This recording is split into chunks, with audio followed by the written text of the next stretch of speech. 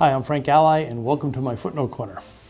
So you're here because you want to learn about burden of proof and preponderance of evidence.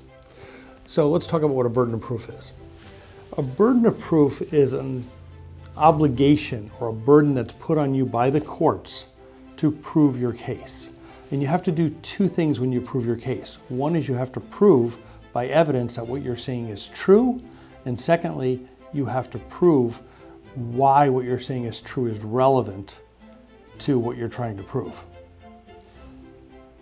In California, we have different standards for burden of proof. You've all seen the TV shows like the criminal things where they're going to put some guy in jail, and you've heard beyond a reasonable doubt. Well, beyond a reasonable doubt is something that's used in criminal cases to protect people's rights. The prosecution has to prove that someone did what they did or a fact exists beyond any reasonable doubt.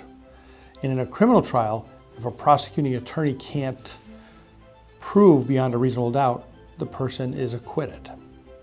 There's also another burden of proof called clear and convincing evidence.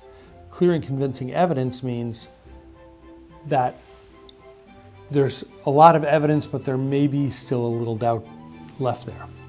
Now, in California family law, the general burden of proof is called a preponderance of evidence. A preponderance of evidence means that you got two people telling you the same story, and the court has to decide which person is telling the better facts. If you look at it like this, beyond a reasonable doubt, like a scale of justice, the prosecutor has to prove beyond a reasonable doubt this occurred.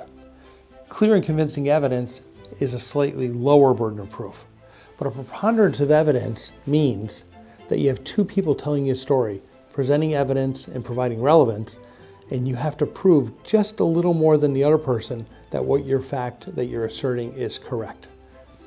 Preponderance of evidence is really important.